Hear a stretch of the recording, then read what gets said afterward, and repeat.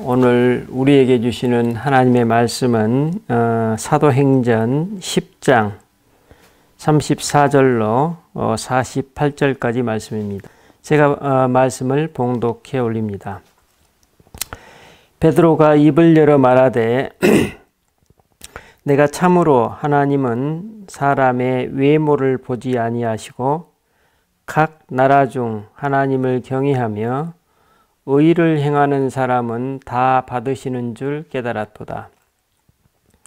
만유의 주 되신 예수 그리스도로 말미암아 화평의 복음을 전하사 이스라엘 자손들에게 보내신 말씀, 곧 요한이 그 세례를 발표한 후에 갈릴리에서 시작하여 온 유대에 두루 전파된 그것을 너희도 알거니와 하나님이 나사렛 예수에게 성령과 능력을 기름 붓듯 하셨음에 그가 두루 다니시며 선한 일을 행하시고 마귀에게 눌린 모든 사람을 고치셨으니 이는 하나님이 함께 하셨음이라.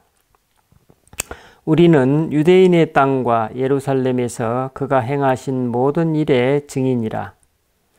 그를 그들이 나무에 달아 죽였으나 하나님이 사흘 만에 다시 살리사 나타내시되 모든 백성에게 하신 것이 아니요 오직 미리 택하신 증인 곧 죽은 자 가운데서 부활하신 후 그를 모시고 음식을 먹은 우리에게 하신 것이라. 우리에게 명하사 백성에게 전도하되 하나님이 살아있는 자와 죽은 자의 재판장으로 정하신 자가 곧 이 사람인 것을 증거하게 하셨고 그에 대하여 모든 선지자도 증언하되 그를 믿는 사람들이 다 그의 이름을 힘입어 죄사함을 받는다 하였느니라. 베드로가 이 말을 할 때에 성령이 말씀 듣는 모든 사람에게 내려오시니 베드로와 함께 온 할례 받은 신자들이 이방인들에게도 성령 부어주심으로 말미암아 놀라니 이는 방언을 말하며 하나님 높임을 들음이러라. 이에 베드로가 이르되 이 사람들이 우리와 같이 성령을 받았으니 누가 능히 물로 세례를 베품을 금하리요 하고 명하여 예수 그리스도의 이름으로 세례를 베풀라 하니라. 그들이 베드로에게 며칠 더 머물기를 청하니라. 아멘.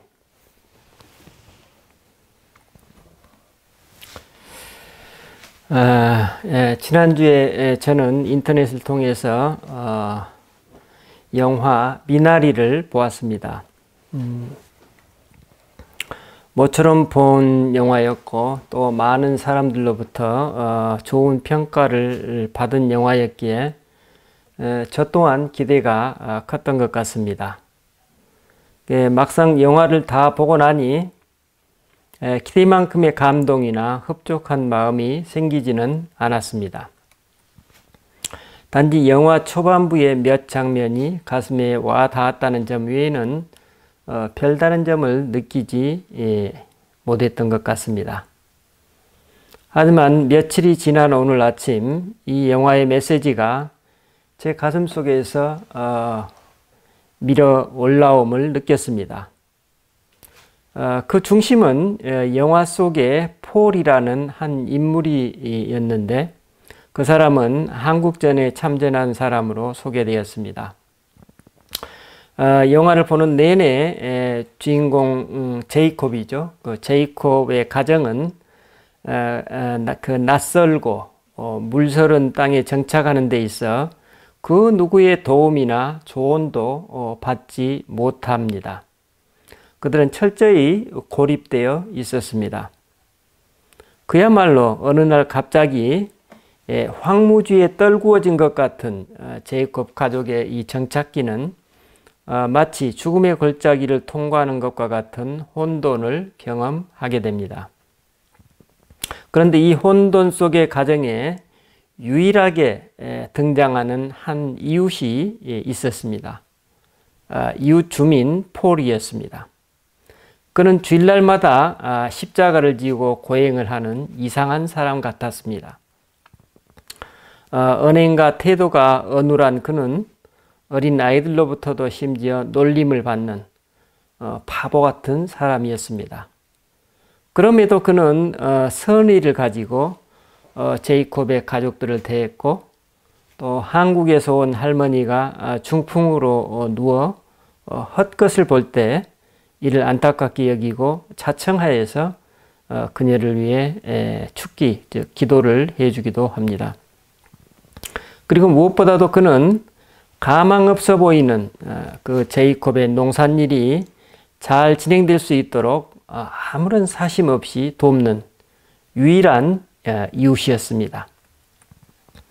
만약 이 바보 같은 폴, 있는 듯 없는 듯 투명 인간 같은 이 사람이 없었다면 제이콥은 홀로 채소 농사는 엄두도 내지 못했을 것이고, 그래서 그의 가족은 이 새로운 땅에 정착하지도 못했을 것이라는 생각이 영화의 마지막에 이르러서 저의 뇌리를 스쳤습니다. 그는 제이콥의 가정에 있어서 유일한 이 세상의 이웃이었습니다. 그런데 오늘 아침 저의 뇌 위에서 놀라웠던 점은 그 폴이라는 사람을 통해 드러나는 보이지 않는 하나님의 손길이었습니다. 하지만 영화 속의 그 어느 장면에서도 폴의 그런 보이지 않는 역할을 명시적으로 드러내 주지는 않았습니다. 저는 바로 이 점이 이 영화의 가장 핵심적인 메시지라고 생각했습니다. 물론 정이삭 감독이 이런 의도를 가지고 있었는지 않았는지는 저는 알 수 없습니다. 이는 단지 저의 생각입니다. 영화의 이 메시지는 오히려 폴의 선의에 대한 제이콥의 무시와 멸시,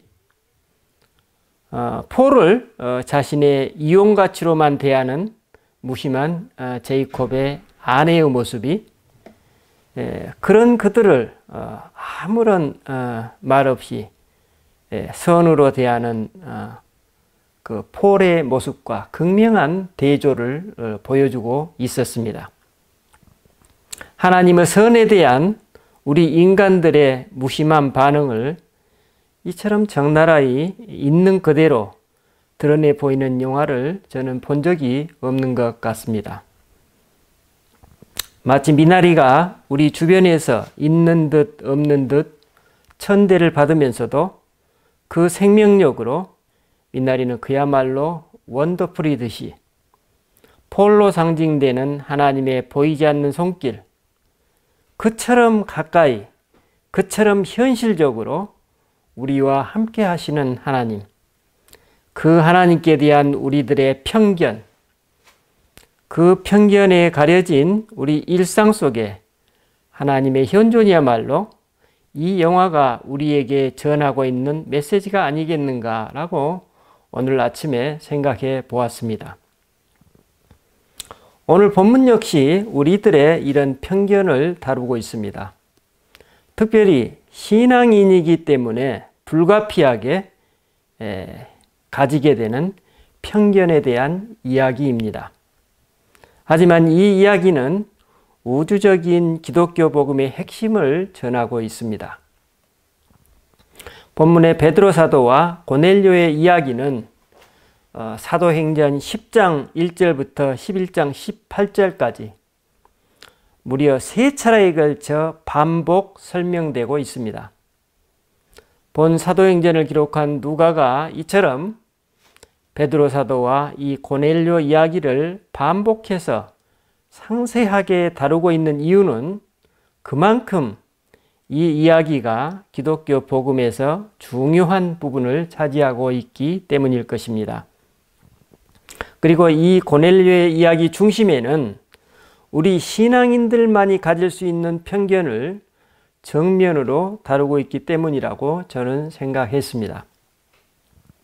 여러분이 잘 아시는 대로 고넬료는 당시 가이사랴에 주둔했던 로마군의 중견 장교였습니다. 고넬료 당시 AD 40년에서 50년경은 이스라엘 사람들에게 있어 역사상 가장 처참한 시련기였습니다.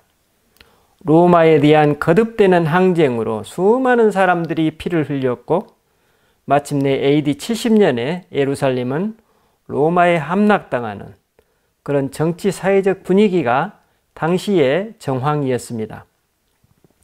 이런 분위기 속에서 이방인, 특히 로마인, 그 중에서도 로마군의 주역이랄 수 있는 로마군 백부장이라면 보통의 이스라엘 사람들이 이 사람에 대해 가질 수 있는 감정이 어떤 것일지는 말할 필요가 없을 것입니다. 또 한편 고넬료가 주둔했던 이 가이사라는 이집트에서 생산된 곡물을 당시 로마로 이송하는 데 있어 해상 보급로의 안전에 매우 중요한 군사적 요충지였습니다. 뿐만 아니라 가이사라는 헤롯이 건설한 항구로서 모든 상인들이 그곳을 통과하면서 세금을 내야 하는 아주 중요한 세금원 구시를 했다고 합니다. 고넬료는 이런 중요한 핵심 요충지를 관할하는 로마군의 중견 장교였습니다. 이와 같은 시대적, 개인적 배경을 이해하면서 우리는 오늘 본문의 고넬료, 그를 바라보는 베드로 사도와 유대 기독교 공동체의 입장을 살펴보아야 할 것입니다. 그런데 본문이 소개하고 있는 이 고넬료는 보통 유대인들이 생각하는 선입견과는 너무나도 다르게 유대인들이 믿는 하나님을 경건하게 섬기는 사람이었습니다. 그는 경건했고 또한 기도의 사람이었습니다. 그리고 그는 로마 군인답지 않게 유대인과 유대인의 전통을 매우 존중하는 사람이었습니다. 그는 하나님을 찾는 사람이었고 이웃을 돌보는 아주 관대한 사람이었습니다. 그래서 그는 로마군 동료들뿐만 아니라 유대인 공동체로부터도 존경을 받고 있었습니다. 하지만 그는 유대인은 아니었습니다. 다시 말하면 그는 유대인으로 귀화하지는 않았던 것입니다. 오늘날로 치자면. 그 귀화라는 것은 뭡니까? 유대인 특유의 할례라는 예식과 또 정결례를 잘 지키는 것이었죠. 누가는 바로 이 문제, 즉 이방인에 대한 극도의 불안과 불신과 적대감을 경험하고 있는 유대 기독교 공동체, 그 대척점에 유대인들을 착취하고 탄압하고 있는 로마군의 중견 실세인 고넬료, 이 첨예한 갈등의 상황에서 하나님께 대한 갈증으로 기도하고 있는 한 이방인을 소개하면서 그런 구도 속에서 하나님께서는 과연 이 문제를 어떻게 바라보시고 어떻게 인도하시는지를 본문의 베드로 사도와 고넬료의 일화를 통해 오늘 우리에게 전하고 있습니다. 우리 먼저 이 사건의 발단과 진행 과정을 한번 살펴보도록 하십시다. 고넬료가 어느 날 오후 3시쯤 기도하고 있는데 환상을 보게 됩니다. 천사가 그에게 나타나 말합니다. 내 기도와 내 자선을 하나님이 보시고 기뻐하셨다. 너는 사람들을 욥바로 보내 베드로라는 사람을 찾아라. 그는 무두장이 시몬이라는 사람의 집에 머물고 있는데 그 집은 바닷가에 있다. 천사가 떠나자 고넬료는 식솔 2사람과 경건한 병사 1사람을 불러 자초지종을 설명하고 그들을 베드로가 있는 욥바로 보냅니다. 이튿날 이들이 욥바에 가까이 이르렀는데 베드로 사도는 그 시간 기도하려고 그 집 옥상의 지붕에 올라갔습니다. 시간이 정오쯤 되어서 이제 배가 고픈 베드로 사도가 사람들에게 먹을 것을 좀 달라고 했습니다. 그의 부탁에 사람들이 음식을 준비하고 있는 동안 베드로 사도도 기도하면서 환상을 보게 됩니다. 하늘이 열리고 커다란 보자기 같은 것이 네 귀퉁이가 매달린 채 땅으로 내려오는 것이었습니다. 그런데 그 보자기 안에 온갖 짐승들과 땅에 기는 파충류와 새들이 들어 있었습니다. 그러더니 이런 음성이 들렸습니다. 베드로야, 일어나라. 이것들을 잡아먹어라. 이에 베드로 사도가 응답합니다. 주님, 그럴 수 없습니다. 저는 속된 것이나 부정한 것을 먹은 적이 한 번도 없습니다. 이제 두 번째 음성이 들렸습니다. 하나님께서 깨끗하게 하신 것을 내가 속되게 여겨서는 안 된다. 이와 같은 일이 3번 일어난 뒤에 그 보자기는 하늘로 들려 올라갔습니다. 그가 방금 본 환상의 의미가 무엇인지 생각하고 있을 때 벼랑간 고넬료가 보낸 사람들이 집에 나타나 자신을 찾고 있었습니다. 이때 성령께서 베드로에게 말씀하십니다. 보아라, 3사람이 너를 찾고 있다. 괜찮으니 일어나서 내려가 그들과 함께 가라. 편견을 갖지 말고 마라. 내가 그들을 보냈다. 이렇게 말씀하십니다. 이에 베드로 사도는 그 사람들에게 내려가 내가 여기 있어. 여러분이 찾는 사람이 바로 나요. 무슨 일로 오셨습니까? 라고 말합니다. 이에 그들은 고넬료라는 사람이 자기를 보냈고 그에게 천사가 나타나 이곳으로 사람을 보내 당신을 데려와서 당신이 하는 말을 들으라고 했다는 응답을 합니다. 그래서 베드로 사도는 다음날 아침 신자 몇 명과 함께 가이사랴로 떠납니다. 도착해 보니 고넬료는 친척들과 가까운 몇 사람들을 불러놓고 베드로 사도를 기다리고 있었습니다. 고넬료가 베드로 사도에게 예를 갖추어 공손히 맞아들이고 그를 모여있는 회중에게 안내했습니다.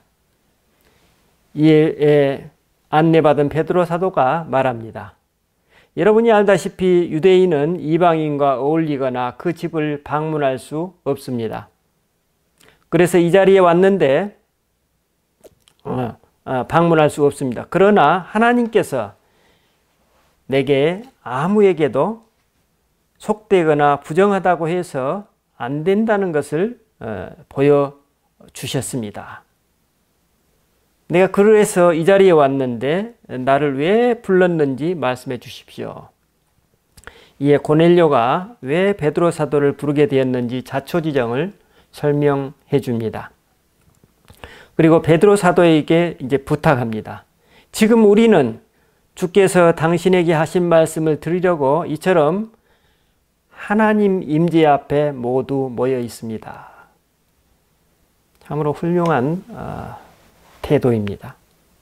오늘 본문은 바로 이 연장선상에서 계속 이어지고 있는 내용입니다. 오늘 말씀에서 베드로 사도가 전하고 있는 핵심 주제는 무엇입니까? 그는 설교에서 첫 번째로 언약의 하나님과 이스라엘에 관한 이야기입니다. 즉 이스라엘은 이 피조세계 전체에 대한 하나님의 약속을 받은 민족이라는 것입니다. 그 약속은 이스라엘이 이 세상에 빛이 되고 동서사방에서 이방인들이 이스라엘을 통해 그리스도의 나라에 참여하게 될 것이라는 것이었습니다. 그 내용이 본문 36절에서 다음과 같이 표현되고 있습니다. 하나님은 이스라엘 자녀들에게 말씀을 주시어 예수 그리스도를 통해 평화를 선언하셨습니다. 그는 만인의 주이십니다. 여기서 두 번째 주제가 등장합니다. 베드로 사도는 바로 이 만인의 주는 다름 아닌 예수님이라고 선언하면서 이스라엘과 하신 그 언약, 그 약속의 성취는 모든 선지자들이 예언한 바와 같이 그 한 분으로 수렴되어 오고 있다는 것입니다. 하나님께서 그 예수님께 이제 성령과 능력으로 기름 부어 주셨고 그분은 하나님의 능력을 힘입어서 많은 선을 행하셨고 귀신 들린 모든 사람을 치유하셨다는 것입니다. 자신들이 그 증인이라고 말했습니다. 이스라엘 사람들은 그러나 그분을 알아보지 못하고 오히려 그분을 십자가에 매달아 죽였고 그러나 하나님께서는 사흘 만에 그분을 다시 살리셨고 제자들은 다시 살아나신 그분과 함께 먹고 마셨다는 것입니다. 이 모든 일의 증인이 바로 지금 설교하고 있는 베드로 사도 자신과 그의 동료들이라는 것입니다. 그리고 이제 그분이 제자들로 하여금 세상에 선포하라고 당부하신 명령을 소개합니다. 그리스도야말로 산자와 죽은 자를 심판하는 심판자이시고 그분을 믿는 사람은 그분의 이름을 통해 죄를 용서받는다는 것입니다. 베드로 사도가 바로 이렇게 설교하자 설교하고 있는 베드로 사도 자신과 함께 있던 모든 사람들이 깜짝 놀랄 만한 일이 일어납니다. 바로 그 자리에서 설교를 듣고 있던 모든 이방 사람들을 위해 성령이 임한 것입니다. 성령의 은사가 유대인과 똑같이 이방인들에게도 주어진 것입니다. 우리는 여기서 이방인들에게 성령이 임했다는 것이 뭐가 그리 깜짝 놀랄 만한 일인가라고 생각할 수 있습니다. 하지만 당시 베드로 사도와 함께 갔던 유대인 신도들의 입장에서 보면 그것은 그렇게 간단한 문제가 아니었습니다. 그것은 매우 충격적이었고 그들에게 있어 혁명적인 사건이었습니다. 그 이유가 어디에 있었을까요? 어제 환상 가운데 보자기 속에서 여러 짐승들을 잡아먹으라는 하나님의 명령에 베드로 사도가 그럴 수 없다고 말했듯이 유대인의 정결례는 그들의 할례와 함께 유대인과 비유대인을 구분해주는 핵심 포인트였습니다. 즉 이스라엘 사람들에게 있어 음식을 함께 나눈다는 것은 한 가족을 의미했습니다. 이 유대인 가족은 이방인과 구별되어 하나님의 부르심을 받았고 하나님의 특별한 사랑과 은혜를 온 세상에 드러내도록 부름받았기 때문에 이 세상과 타협해서는 안 되었던 것입니다. 그러므로 당시 유대인은 할례와 정결례로 상징되는 유대인으로서의 이 정체성이야말로 하나님께서 그들을 세상의 빛, 즉 이방인들의 빛으로 사용하시는 핵심 포인트라고 생각해 왔던 것입니다. 그래서 그들은 이방인과 음식을 함께 나누는 것을 금기시했습니다. 이런 맥락에서 베드로야 이것들을 잡아먹어라. 하나님께서 깨끗하게 하신 것을 부정하다고 해서는 안 된다는 하나님의 이 명령은 베드로 사도를 경악시킬 만한 말씀이었습니다. 베드로 사도의 입장에서 유대인으로서의 정체성을 해체해버리는 하나님의 이 말씀은 복음 전파의 의미를 무색하게 만드는 것과 같은 느낌으로 다가왔을 것입니다. 유대인으로서의 정체성이 해체되어 버리면 그야말로 누가 누구에게 무엇을 전하느냐의 문제에 봉착하게 되어 버리는 것입니다. 우리는 바로 이 지점에서 충격적이고 혁명적인 하나님의 섭리를 받아들여야만 하는 베드로 사도의 입장과 이에 대척점에 서 있는 한 사람, 하나님을 예배하지만 현재 하나님의 백성에 속해 있지 않은 한 사람, 하나님을 누구보다도 갈망하고 있지만 유대인들과 도저히 섞일 수 없는 로마군 장교, 이방인 고넬료의 입장이 첨예하게 부딪히고 있음을 알 수 있습니다.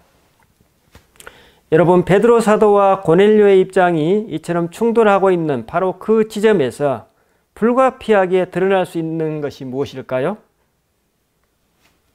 그렇습니다. 오늘 설교 초두에 말씀드린 바와 같은 선입견에 따른 편견입니다. 특별히 유대인의 입장에서 본 이방인 침략자, 로마군 장교에 대한 편견입니다. 우리 대부분은 어떤 생각을 정립할 때 실상 나의 입장이나 주장을 뒷받침해주는 사실들까지만 수용하고 나머지는 사실 무시해버립니다.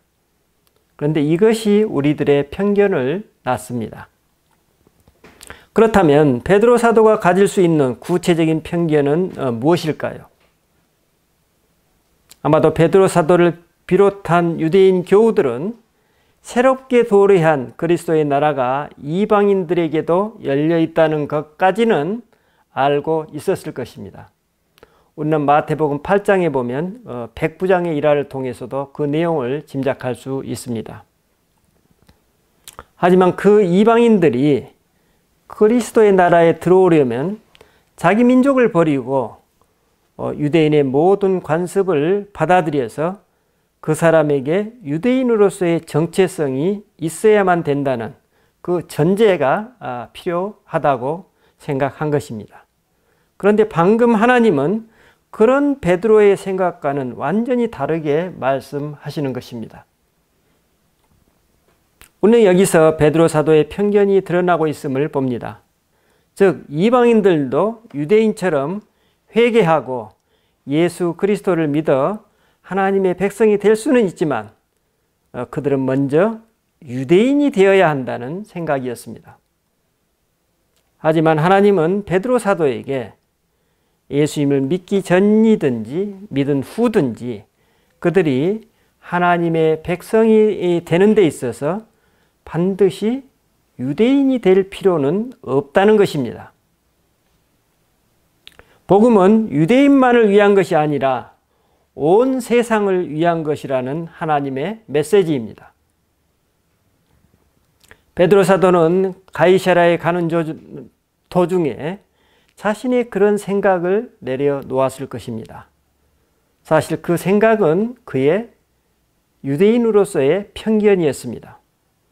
그래서 베드로 사도는 고넬료의 집에 모인 사람들을 향한 설교의 첫 일성에서 다음과 같이 선포하고 있습니다. 참으로 하나님은 아무도 편애하지 않으신다는 것을 이 일로 분명히 알았습니다.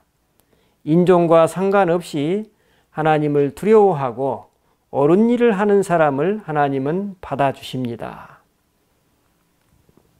베드로 사도는 이 자리에서 여러분들 역시 유대인 교우들처럼 그리스도의 한 가족이 되었음을 선포합니다. 라고 선언해 주는 장면입니다. 이 장면은 베드로 사도의 편견, 즉 유대인으로서의 형식적인 모양이 외양이 아니라 하나님 백성으로서의 실질적인 정체성이 더욱 중요하다는 것을 오늘 우리에게 일깨워 주고 있습니다. 우리는 이 지점에서 유대인과 이방인들, 온 세상을 향한 하나님의 섭리를 생각해 봅니다. 그것은 스데반 집사의 설교에서처럼 이제 예수 그리스도로 인해 이스라엘의 특권이었던 성전은 필요 없게 되었습니다.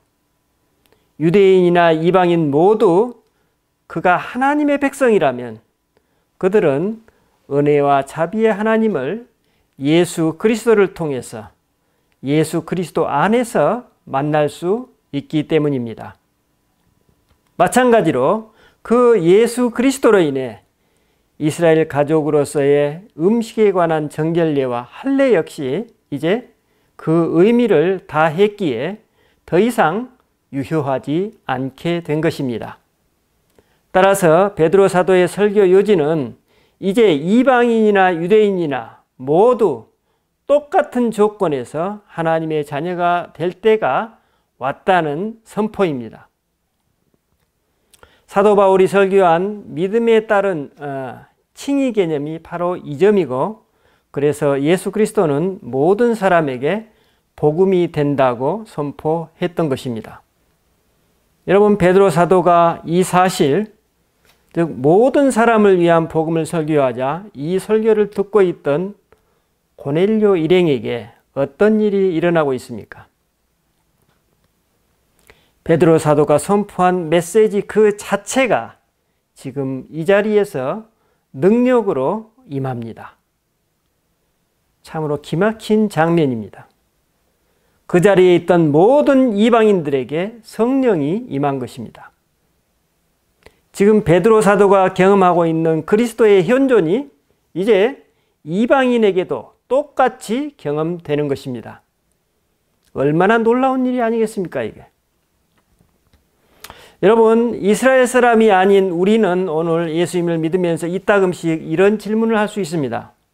내가 혹시 유대교의 한 분파를 믿고 있는 것이 아닐까? 그런데 나는 유대인도 아니고 이방인인데 내 믿음의 정당성을 과연 어디에서 어떻게 확인할 수 있을까?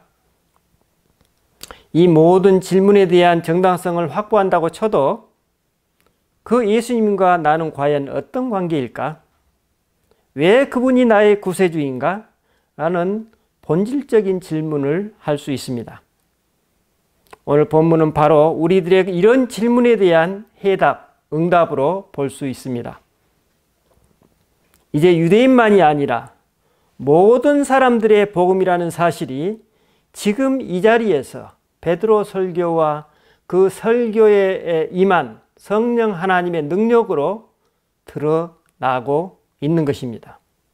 바로 이 체험을 통해 그들은 그들 자신을 보는 눈이 바뀌었고 세상을 보는 그들의 눈이 바뀌었습니다. 그들은 자기 안에서 새로운 존재와 능력을 인식하게 되면서 속 깊은 곳으로부터의 변화를 경험하기 시작합니다. 이처럼 바뀐 그들의 정체성은 이제 그들의 삶의 방식을 하나님의 백성으로 바꾸어 버렸던 것입니다. 여러분, 우리는 바로 여기서 아주 소중한 가르침을 얻습니다. 그건 바로 우리들의 편견입니다. 특별히 신앙 안에서 갖고 있는 신앙인으로서의 편견입니다. 신앙인이기 때문에 가질 수밖에 없는 나와 다른 이방인에 대한 편견이 있습니다. 하지만 우리는 그것을 인정하지 않습니다. 만약 우리가 그 편견을 인정한다면 그것은 이미 편견이 아닐 것입니다. 여러분, 오늘 혹시 우리 중에 신앙인으로서 내가 도저히 받아들일 수 없는 나만의 이방인이 있습니까? 특별히 그가 하나님을 믿고 있는 이방인인가요? 바로 이런 상황 속에 우리들에게 베드로 사도가 선포합니다. 하나님은 예수 그리스도를 통해 평화를 선포하셨습니다. 신앙인으로서 갖는 우리들의 편견에 대한 하나님의 응답입니다.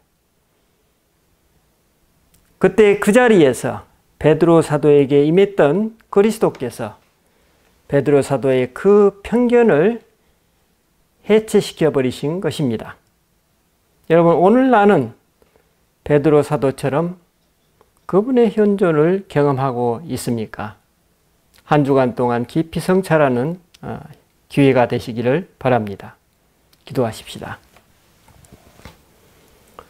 주님, 우리는 신앙인이기 때문에 우리가 인지하지 못하는 편견에 빠질 수 있음을 이 시간 발견합니다. 특별히 신앙인이기에 신앙의 이름으로 나만의 이방인을 상정하고 있지는 않는지 돌아봅니다. 주님, 우리는 특별히 하나님이 존재하시는 방식, 하나님이 일하시는 방식에 편견이라는 안경을 쓰고 있습니다. 그런 우리들을 향해 하나님께서 예수 그리스도를 통해 이미 평화를 선포했다고 다시금 선포하십니다. 그리스도의 그 능력이 지금 우리 모두에게 임하게 하옵소서.